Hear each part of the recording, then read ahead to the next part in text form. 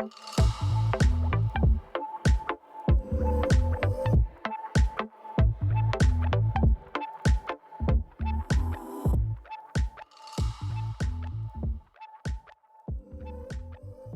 my friend. Welcome back to the Mindset Check podcast. I'm your host, Misha McKittrick. This is a podcast where we believe that as you take time for a mindset check, you have more power than you think you do.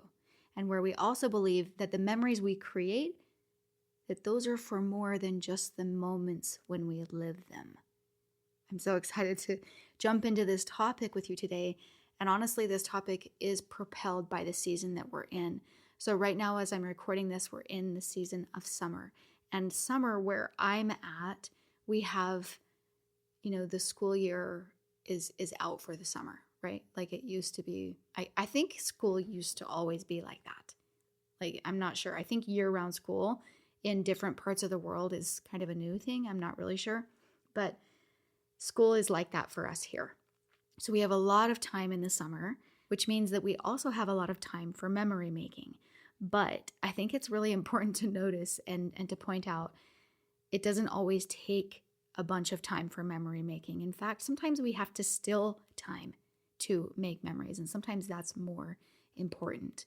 But essentially, the reason why I was, really motivated to create this is to help us to ponder and think about memories and what are the actions that actually help us create memories that stick with us, that we will remember when we are grown, even after our children are gone.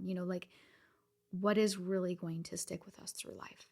And in honor of this episode, what I'm really doing is getting a bunch of podcasts done ahead of time so that I can take my son and his friends camping, and there's all types of things that we have built in and ideas of that we can do to create great memories. So in awareness of the memories that are waiting for us, let's jump into this podcast. I want to start out by telling you about a few memories that I have that I wouldn't trade for anything. And I want you to be thinking about memories in your life that you wouldn't trade. So the first is bottling beans with my grandpa. So this was in the year of 2008, and I had 2 children at the time, ages 6 and 3. And my grandfather called me and he said, "Mish, the beans are on. Can you come up and bottle them with me?" And I was like, "Sure, Grandpa." And I remember like taking a deep breath and thinking of all the things I had to do and being like, "Yep, I'll stop everything for a day and come up and do that with you." And so I'm going to read this little memory from a entry that I wrote for memories of my grandpa. Grandpa was in the living room snipping off the ends of buckets of beans that we had gathered from his garden. I was getting the first batch of canned beans ready to process in the kitchen. We had already completed 2 batches the previous day, so more than one day, and I had already learned the intricate and delicate process of using a pressure cooker, or so I thought. We were using a smaller pressure cooker to cook the cut and washed beans previous to putting them in the bottles. So P.S., this smaller pressure cooker really just looked like a normal sauce pot, but the lid that went on it sort of locked onto it, okay? So that's what it looks like. I forgot to change the temperature from high to medium as the beans boiled for 5 minutes. As a result, more pressure than usual built up inside of the pot. The timer beeped to signal that the beans were done and ready to be scooped into jars. Removing the lid was different this time compared to the other batches. There was steam gushing out of the small chimney on top of the pot. To free the lid from the pot was difficult to turn, and I even heard the impression, "Wait." I continued to turn the lid, causing a huge explosion of boiling water, steam, and beans. I paused in a squatted stance with the lid still in my hand and tried to gather my thoughts and do an inventory on my injuries and the beans. The water covered the ceiling, and there were beans in the hall, down the stairs, and under the fridge. I could feel the hotness of the burns on my face and my neck. I ran into the living room and said, "Grandpa, it exploded. I'm burned. I don't know what to do." He calmly but quickly rose from his chair and looked at me and told me to go splash cold water on my face. I grabbed my cell phone in one hand and used the other to splash cool water all over my face and neck. I called my sister Shelly and said, "Shelly, you got to get over here right now." To which she responded, "I do I?" And soon she walked in the front door. Grandpa and Shelly happily cleaned up all the beans as I kept my face cool. After we determined that I was going to be just fine with just a few burns on my face, which was truly amazing, they laughed and laughed as they continued to clean up the beans. Grandpa was so incredible that day. I learned a lot more than just to bottle beans. I later told them, "I think the most dangerous things I have done in my life have been at my grandpa's house." They both laughed. They also laughed at Grandpa's joke as he gave Shell some tips on cutting the beans. As he was telling her how big to cut them and such, I mentioned you just shouldn't get your left hand too close to the knife, joking because the previous day my pointer finger and I had learned just how sharp Grandpa's knives were. Grandpa retorted, "And if you do, just don't apply any pressure with the knife." We continued to laugh all day as we emphatically enjoyed each other's company. I remember being down, on my knees in my grandfather's garden the previous day when we were gathering all of the beans.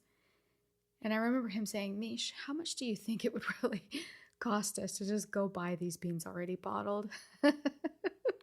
And we had this exchange about the time value of money and about how we were still doing something really important and we were still carrying on knowledge and connecting with each other and all of these things that were coming from this experience. And then, you also have the element of it being nothing short of a miracle, honestly, all of that hot water, came up into my face, and the angle of the way that the lid was is the only thing that really protected as much as like me not getting up completely like full splash, and potentially having like so many more injuries. And just my grandpa's ability to be calm in a very heated moment and then to laugh about it is pretty incredible. So that's one of my memories that I would never trade. Another one of my memories that I would never trade was when I was a little girl, and I used to save my candy from holidays and stuff. I would get so much candy at like Halloween or Christmas or whatever, right? And I would kind of save my candy because I wanted to have treats like periodically, right? Instead of eating it all at once. And what was so frustrating to me is that I would save my candy and then my sisters would find it and they would eat it. And when I told my dad that this was happening, he told me that he had an idea. And what he did is he went to the DI and he got an old cabinet, like just this free form cabinet. And he walked me through how to sand it, how to paint it, and then we put a lock on it together. And I kept one key and he kept the other key in case if I ever lost it.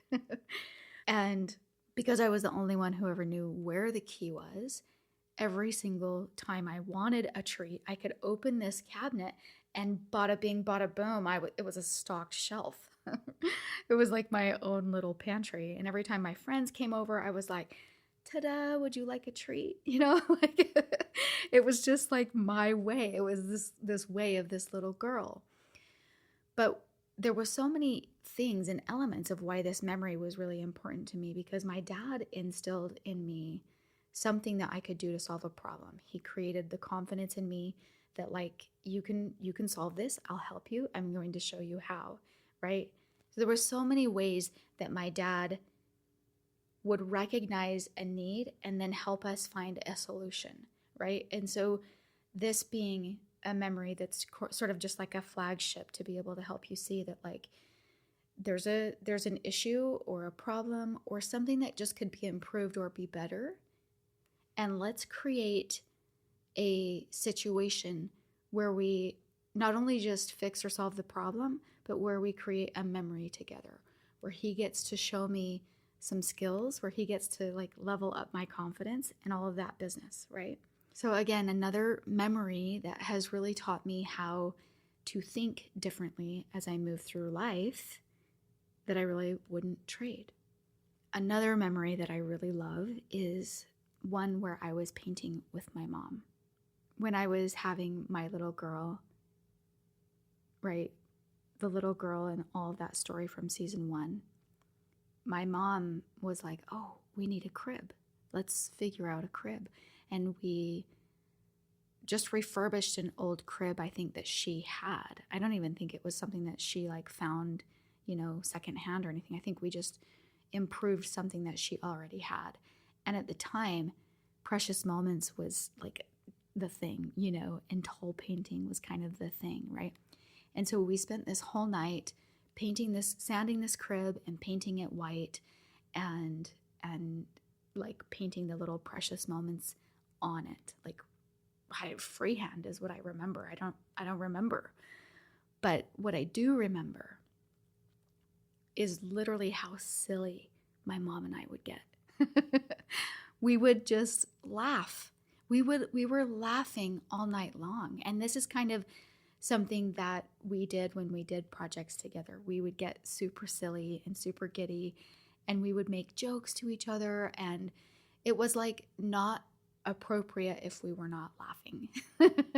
We would laugh all night long, and there's really not much more that I can like report to you other than it was like this really tender and special memory of her helping me, right? Finding a need that I had and then walking me through it and showing me how to do it by doing it with me, like right by my side.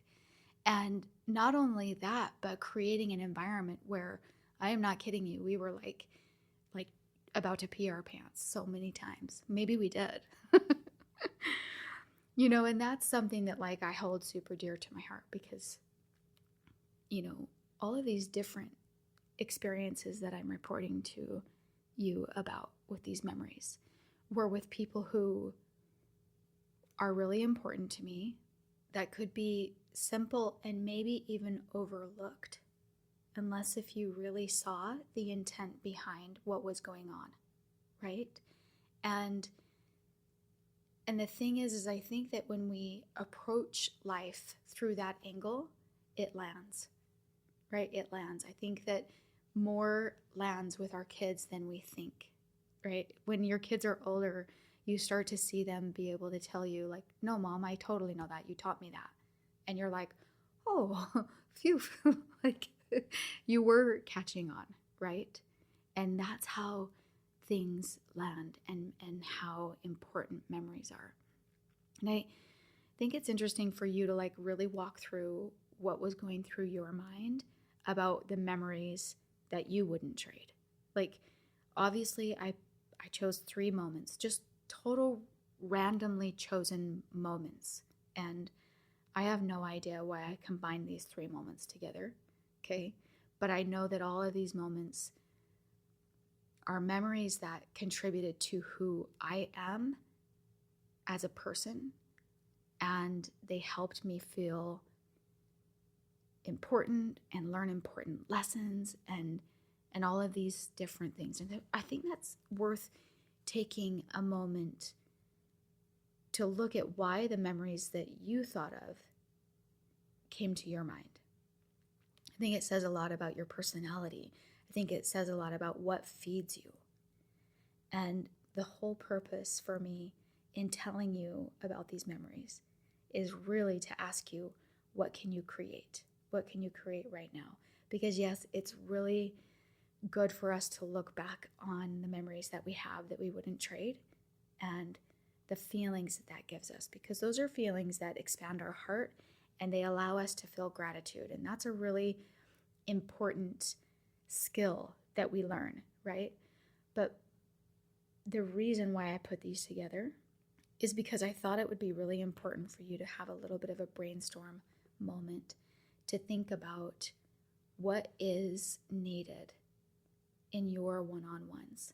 Each of these experiences was predominantly with one person, right? My sister was in the first story, but also just like that one-on-one that formed an incredible bond with that one person, and each of them, the connection, the confidence, and evidence of care, right? And passing on knowledge and all of these different avenues of ways that you can really, really think about what is at the forefront of what you can create.